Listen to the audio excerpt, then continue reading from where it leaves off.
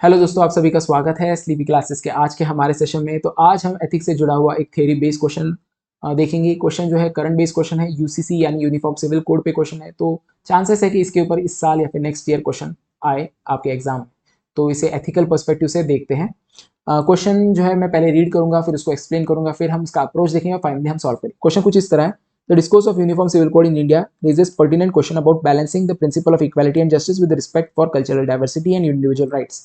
Elaborate on ethical dilemma surrounding UCC debate and assess its implication for governance and public administration in diverse country like India. तो question जो है two part question है। पहले तो आपको statement बताया गया है। तो वो स्टेटमेंट क्या है?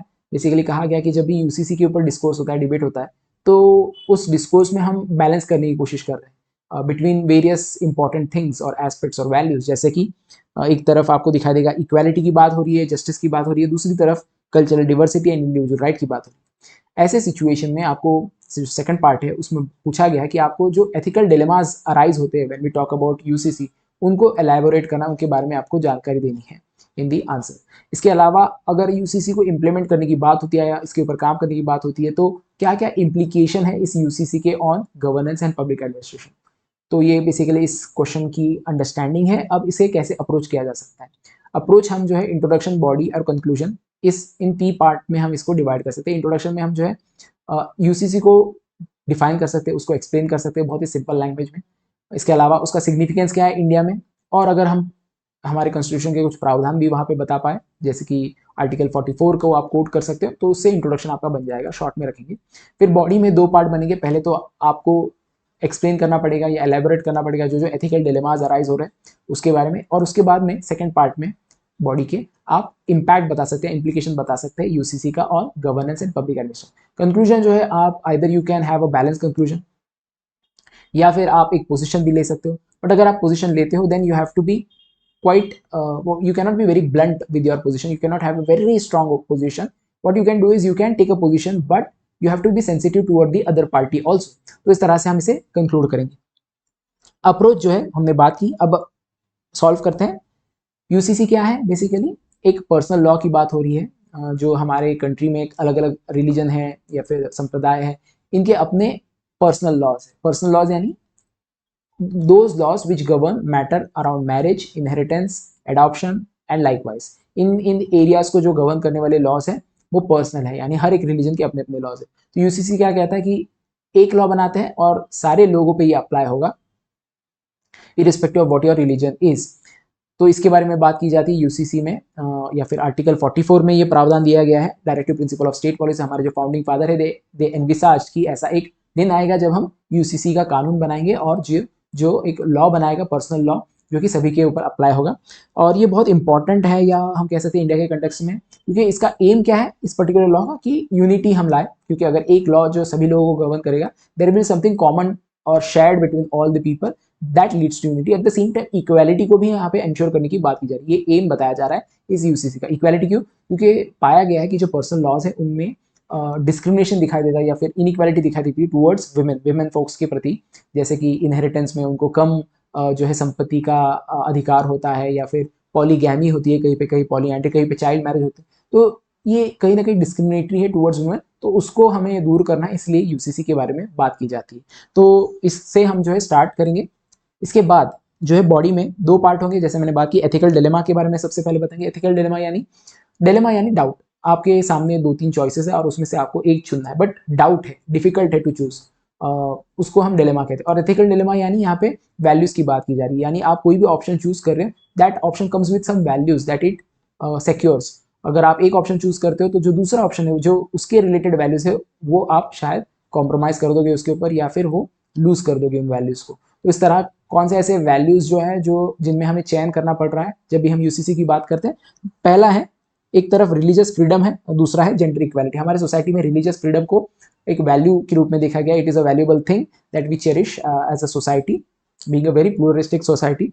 इसके अलावा दूसरी चीज जो है वैल्यू की जाती है एज पर our constitution, that is gender equality. तो मैंने जैसे बात की कि जो हमारे पर्सनल लॉज है उसमें देखा गया कि जो एक स्पेसिफिक जेंडर है उसके प्रति डिसएडवांटेज दिखाई देता है इन टर्म्स ऑफ से inheritance, in terms of marriage.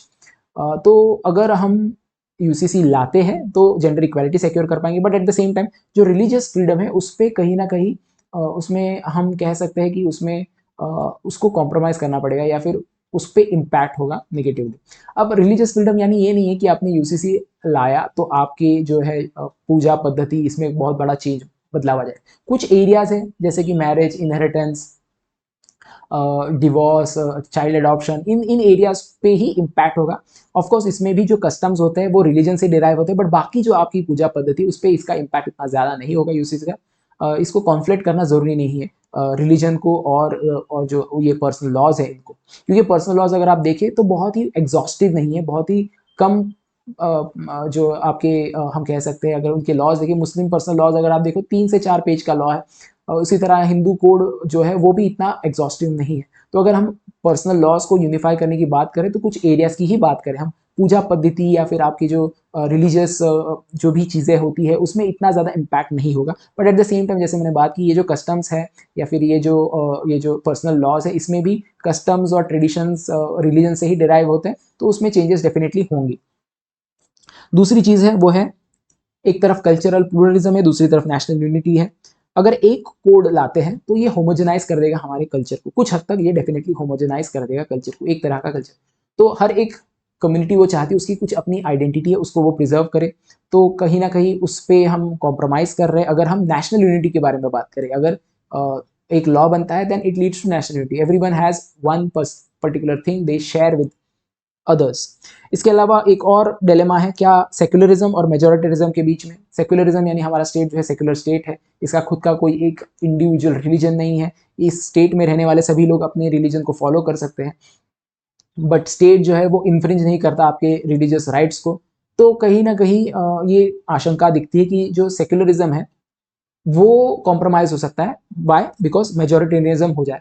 Majoritarianism का अर्थ क्या है, ये एक ऐसा प्रिंसिपल है या एक ऐसी पॉलिसी है जहाँ पे मेजोरिटी के इंटरेस्ट को सिक्योर किया जाता है या उसको फर्दर किया जाता है on the cost of eight the cost of minorities interest. तो माइनॉरिटी जो है अगर आप अपने कंट्री में देखें, दे विल फील कि अगर यूसीसी बनाया जाता है then it will be nothing but what the majority religion is following, उनके कस्टम्स या उनकी जो पद्धति है उसी को हम जो है एक्सटेंड कर देंगे टू माइनॉर। ये एक idea है among the people who are opposing this particular thing that is called as UCC, but this is not very valid। अगर हम देखें कुछ हद तक वैलिड है, क्योंकि कुछ थिंकर्स ने उन्होंने कहा था कि जब हिंदू लॉज बनाए गए, उसको यूनिफाई किया गया, कोडिफाई किया गया, तो जो अपर कास्ट कस्टम्स है और ट्रेडिशंस है उनको प्राथमिकता दी गई या उनको जो है अप्लाई किया गया अक्रॉस द हिंदू कम्युनिटीज, और जो एक्लेक्टिक प्रैक्टिसेस है, जो छोटी समाज है उनकी प्रैक्टिसेस को नज़रअंदाज कर दिया गया। उसी तरह से अगर यूसीसी बनाया जाएगा तो जो हिंदू कोड बिल है तो उसको ही एक्सटेंड कर दिया जाएगा, इस तरह से भी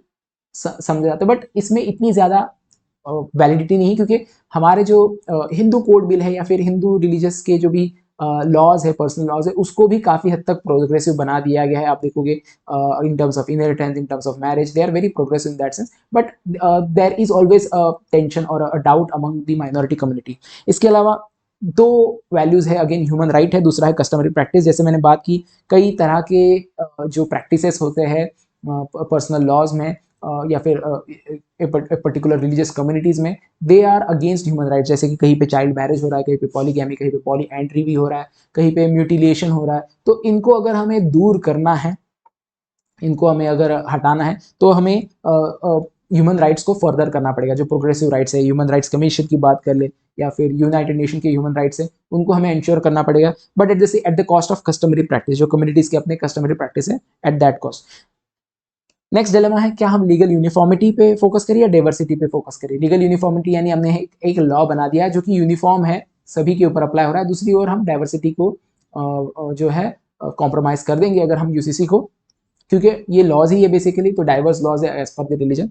इसके बाद एक और डिलेमा है कि अगर हम यूसीसी की बात करें तो हम कहीं ना कहीं हमारा ओरिएंटेशन है टुवर्ड सोशल रिफॉर्म, क्योंकि जो रिलीजियस प्रैक्टिसेस है कई बार ये डॉगमेटिक होते हैं, कई बार ये रिग्रेसिव होते हैं, और इनको चेंज करना ज़रूरी होता है टाइम टू टाइम, और यूसीसी के थ्रू ये चीज़ की जा सकती है। जैसे हिंदू कोड बिल जब लाया गया था तो बहुत सारी ऐसी रिग्रेसिव प्रैक्टिसेस थी, इसको दूर किया गया था। उसी तरह से बाकी की जो रिलीजियस कम्युनिटीज़ है, इवन जो एग्जिस्टिंग मेजोरिटी कम्युनिटीज है, उनमें भी अभी अगर प्रैक्टिसेस होंगी तो उसको भी दूर किया जाएगा, उसको भी स्ट्रीमलाइन किया जाएगा through UCC, but at the cost of cultural sensitivity की there is a fear that जो कल्चरल सेंसिटिविटी है कि दूसरे कल्चर के प्रति, कल्चरल रिलेटिविज्म एक चीज होती है कि क्या सही है क्या गलत है, आपको उसे समझना चाहिए from that cultural perspective itself. तो कहीं ना कहीं हम कल्चरल रिलेटिविज्म को कॉम्प्रोमाइज कर सकते हैं, स्पेशली जब हम ट्राइबल्स की बात करेंगे, क्योंकि ट्राइबल्स के कल्चर्स जो है वो बहुत ही ट्रेडिशनल है और बहुत ही पुराने दिखाई देते हैं when we talk about the current state of our world. तो हम ट्राई करते हैं कि ट्राइबल्स को वी एंश्योर कि उनकी जो राइट्स है, उनकी जो पूजा पद्धति है या फिर जो भी उनके कल्चरल प्रैक्टिसेस है उसको इंटैक्ट रखा जाए। ये हमारा हमेशा से पॉलिसी रहा है, पंचशील से लेके अब तक की जो पॉलिसी रही है। तो अगर हम चेंजेस लाते हैं तो उनकी कस्टम्स और ट्रेडिशंस को भी हमको उनका भी इम्पैक्ट हो सकता है। तो यू हैव टू वे इन कि क्या चीज़ हमारे लिए इंपॉर्टेंट है, सोशल रिफॉर्म या कल्चरल सेंसिटिविटी। अब इम्प्लीकेशंस की बात करेंगे कि क्या इम्प्लीकेशन या इम्पैक्ट हो सकते हैं गवर्नेंस के और पब्लिक एडमिनिस्ट्रेशन के ऊपर। सबसे पहले ये लीगल कंसिस्टेंसी लाएगा, एक तरह का लॉ होगा, कंसिस्टेंट होगा अक्रॉस द रिलीजन। इससे क्या होगा कि प्रेडिक्टेबिलिटी बढ़ जाएगी लॉज की, कंफ्यूजन नहीं रहेगा। जब हम जस्टिस को एडमिनिस्टर करने की बात करते हैं तो वो भी स्ट्रीमलाइन हो जाएगा। It will be easier for government to even uphold the rule of law. कई बार ऐसा आपको दिखाई देता है कि एक समाज कहता है कि दूसरे समाज में ऐसे लॉज बनाए गए हैं, ये दिखाई देता है कि हमारी कंट्री सेक्युलर नहीं। ये भी बात की जाती है कि समान नागरिक कानून होने चाहिए या फिर उनको ज़्यादा प्रेफरेंस है, उनको ज़्यादा छूट है, ऐसा भी आर्ग्यूमेंट हमेशा से रहता है। तो ये जो लीगल कंसिस्टेंसी अगर लाएंगे तो जस्टिस जो है वो इक्वली हम कर पाएंगे अक्रॉस द रिलीजन। सिंप्लीफाई करके एडमिनिस्ट्रेशन, कई बार ये कॉम्प्लेक्स बहुत हो जाते हैं ये लॉज और ब्यूरोक्रेसी को इसके साथ डील करना पड़ता है। बट अगर एक लॉ बन जाएगा, प्रोग्रेसिव होगा, तो सिंप्लीफाई हो जाएगा और उसको एडमिनिस्टर करना भी आसान हो जाएगा। इसके अलावा ये प्रमोट करेगा जेंडर इक्वालिटी को। हमारे जो गवर्नेंस के प्रिंसिपल है इनमें जेंडर इक्वालिटी बहुत इंपॉर्टेंट है कि हम इंक्लूसिव सोसाइटी बनाए, गवर्नेंस को इंक्लूसिव बनाए, इक्विटेबल सोसाइटी बनाए। वो हम इंश्योर कर पाएंगे अगर हम यूसीसी ला पाते हैं। सोशल हार्मनी और इंटीग्रेशन भी हम कर पाएंगे, क्योंकि जो डिफरेंट रिलीजियस कम्युनिटीज़ है, जैसे मैंने बात की कि कुछ कम्युनिटीज़ को लगता है कि जो दूसरी कम्युनिटीज़ है उनको जो है प्रेफरेंशियल ट्रीटमेंट मिल रही है, हमारे कम्युनिटीज़ के रिलीजन्स के जो हमारे प्रैक्टिसेस है उनमें हम अपने जो भी प्रैक्टिस है ट्रेडिशनल उसको फॉलो नहीं कर पा रहे, उसमें चेंजेस लाए जा रहे हैं। ये जो भी टेंशन है, फ्रिक्शन है, इसको दूर कर पाएंगे अगर हम एक पर्टिकुलर हम कह सकते हैं यूनिफॉर्म सिविल कोड लाएंगे। तो हार्मनी लाएगा, ये इंटीग्रेशन कर पाएगा क्योंकि एक नेशनल यूनिटी क्या की भावना दिखाई देगी, क्योंकि सभी के लॉज एक जैसे हैं। और इसका एक इम्पैक्ट ये है, नेगेटिव इम्पैक्ट, कि there will be clash with pluralism. जब हम यूसीसी लाने की बात कर रहे हैं तो हमारी जो प्लूरलिस्टिक सोसाइटी है, एक तरफ आप यूसीसी कोड की बात कर रहे हैं और दूसरी तरफ कल्चरल प्लूरलिज्म की बात कर रहे हैं, स्पेशली जब ट्राइबल्स की बात करते हैं। तो हमने हमेशा चेरिश किया है हमारे प्लूरलिस्टिक सेटअप को, मेकअप को of our country, of our society. तो हो सकता है कि इसमें क्लैश दिखाई दे। इसके अलावा सेक्युलर गवर्नेंस, ये एक पॉजिटिव पार्ट है कि अगर हम यूसीसी लाते हैं तो हमारा गवर्नेंस जो है वो सेक्युलर प्रिंसिपल पे गवर्नेंस होते हुए दिखाई देगा। इसके अलावा सोशल रिफॉर्म और वेलफेयर भी हम ला सकते हैं यूसीसी से। जो भी हार्मफुल प्रैक्टिसेस है, अगेन गवर्नेंस के थ्रू ही हम इन प्रैक्टिसेस को दूर कर पाते हैं, या फिर एडमिनिस्ट्रेशन जो है उसका एक बहुत बड़ा रोल होता है in order to have welfare in the society, and for that they have to implement policies that lead to social reforms or some sort of practices that are detrimental to society। उसको दूर करने के लिए कुछ ऐसे policies हम लाते ही हैं। इसके अलावा जो एडमिनिस्ट्रेशन है या जो पब्लिक सर्वेंट है, they have to again go back to the communities and tell them कि क्या क्या चेंजेस हमने लाए हैं, क्या क्या लीगैलिटीज चेंज हुई है, क्या नया फ्रेमवर्क है, इसके बारे में जानकारी भी देनी पड़ेगी, उनको नॉलेज भी देना पड़ेगा। कम्युनिटी एंगेजमेंट करना पड़ेगा अगेन एडमिनिस्ट्रेशन को। जो रिलीजियस लीडर्स हैं, अगर they are feeling what we can say apprehension about these new laws, तो वो एप्रीहेंशन दूर करने का काम भी किनका है, जो हमारे एडमिनिस्ट्रेशन के लोग हैं उन्हीं का काम है। That will be also a new workload on them. इसके अलावा पॉलिटिकल सेंसिटिविटी, जो हमारे यहाँ पार्टीज बनती है, इवन इंटरेस्ट ग्रुप होते हैं, वो बेस्ड होते हैं ऑन रिलीजन। तो जो एडमिनिस्ट्रेशन है उनको इनसे भी डील करना पड़ता है। सो दे हैव टू एंश्योर की सेंसिटिविटी हो इन देयर डीलिंग और interaction with these groups, parties और इंटरेस्ट ग्रुप्स। इम्प्लीमेंटेशन चैलेंज भी हमें दिखाई देता है। इम्प्लीमेंटेशन चैलेंज कैसे है कि ये जो यूसीसी है ये जब अप्लाई होगा तो शुरुआत में तो हमें लगेगा कि इसको अप्लाई करना ईजी है या फिर लॉ बनाना ज़्यादा डिफिकल्ट नहीं है। बट बाकी के जो हमारे लॉज है, आईपीसी हो गया या बाकी के जो एक्स्ट्रा लॉज है, इनहेरिटेंस के लॉज है, इनमें हमें चेंजेस करने पड़ेंगे, मूलभूत चेंजेस करने पड़ेंगे, जो कि एक कॉम्प्लेक्स प्रोसीजर है, it is doable but it will take lot of time and there will be some issues, some frictions or some discrepancies which have to be corrected over a period of time. तो ये substantial और legal और administrative changes हमको लाने पड़ेंगे, जैसे कि legal database हमें चेंज, इवन पर्सनल को जो लोग हैं जो इन लॉज को एडमिनिस्टर करेंगे इनको भी ट्रेन करना पड़ेगा, इंश्योर करना पड़ेगा कि इफेक्टिवली एनफोर्स हो। माइनॉरिटी राइट्स पे इम्पैक्ट हो सकता है।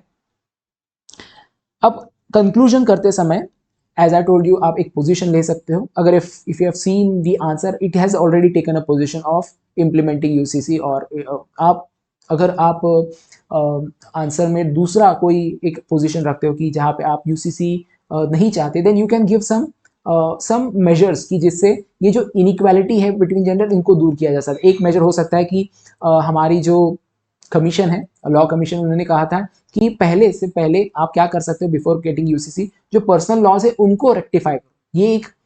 ये एक सोल्यूशन हो सकता है कि हम जो है सबसे पहले जो पर्सनल लॉज है, इंडिविजुअल पर्सनल, उनको हम रेक्टिफाई करने की कोशिश करें, उसमें अगर कोई खामी है उसको दूर करने की कोशिश करेंगे, then it would lead to ultimately UCC. ये भी एक जो है वे हो सकता है। इसके अलावा एक और वे हो सकता है, आप इसके बारे में भी बता सकते हो, कि हम इसको ऑप्शनल रख दें कि अगर कोई व्यक्ति पूजा पद्धति या फिर अपनी जो मैरिज है वो ट्रेडिशनल वे में करना चाहता है तो वो कर सकता है, और अगर कोई यूसीसी के बेसिस पे करना चाहता है तो वो भी। तो शुरुआती दौर में ये ऑप्शन रख सकते हैं ताकि जो फियर है उसको हम दूर कर पाए कि यूसीसी लाने से बहुत बड़ी ऐसे चेंजेस नहीं हो जाएंगे, आपके रिलीजन को क्या कोई धोखा या नुकसान नहीं होगा। तो शुरुआती दौर में ये ऑप्शन रख सकते हैं। तो ये भी आप इनोवेटिव सोल्यूशन दे सकते हो। और उसके बाद कंक्लूड करेंगे। यहाँ पे मैंने एक पोजीशन ले लिया है कि I would like to have UCC implemented. अब आपने पोजीशन लिया है, you have to justify also. तो यूसीसी का जो डिबेट है ये एक सिंबलाइज करता है दो चीजों को। एक है, एक तरफ सोशल प्रोग्रेस है और दूसरी तरफ आपके ट्रेडिशनल वैल्यूज है। इनके बीच में एक टग ऑफ वॉर है जो कि हमें हमेशा दिखाई दी, सिर्फ इस केस में नहीं। हिंदू कोड बिल जब आया था उस समय भी ये दो चीजों में टकराव हमें दिखाई दिया। एक तरफ सोशल प्रोग्रेस है और दूसरी तरफ ट्रेडिशनल वैल्यूज है। रविंद्रनाथ टैगोर के कोट से हम एंड कर सकते हैं। उन्होंने एनविजन किया था इंडिया को as a place, he saw India as a place where जो वर्ल्ड है, दुनिया के जो भी हम कह सकते हैं फ्रैगमेंटेशन है या वॉल्स है वो ब्रेक हो जाएंगे। So where the world has not been broken into fragments by narrow domestic wall, कि हमारा जो दुनिया है वो फ्रैगमेंटेशन में नहीं होगा या फिर ऐसे गुटों में जो है डिस्ट्रीब्यूटेड हुआ हमें नहीं दिखेगा। Rather we will be one unified country as in the people as a society. So the where the world has not broken into fragments by narrow domestic walls, जो narrow domestic wall है यहाँ पे हम हमारे religious communities के जो walls है जो इन्होंने create किए हैं वो ब्रेक करने की बात हो रही है। तो अगर हम ये अचीव करना चाहते हैं तो यूसीसी ये एक जरिया हो सकता है। बट अगेन मैंने जैसे कहा कि आप जब पोजीशन लेते हो then you have to be sensitive toward other party also. So इसमें हम कंक्लूड करते समय हम कह सकते हैं कि ये जो जर्नी है टुवर्ड्स यूसीसी, ये सिर्फ लीगल एक्यूमेंट से नहीं होगा कि आपको लॉ की जानकारी, आप लीगैलिटीज के बारे में जानते हो तो आप इसको इजीली कर पाओगे। आपको कुछ और चीज़ों को भी फोकस में लाना पड़ेगा, जैसे कि cultural sensitive, you have to be sensitive towards other cultures. Dialogues करने पड़ेंगे।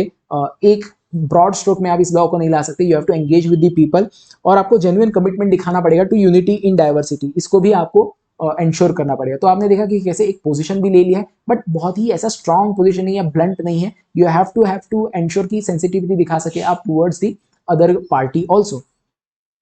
तो क्विकली रिवाइज करते हैं हमने क्या देखा इस पर्टिकुलर आंसर में। तो शुरुआत में हमने जो है यूसीसी को पहले तो डिफाइन कर दिया या एक्सप्लेन कर दिया। इसके बाद एथिकल डिलेमास बताए, जो वैल्यूज है जिनके बीच में आपको चयन करना है तो उसको एलैबोरेट किया।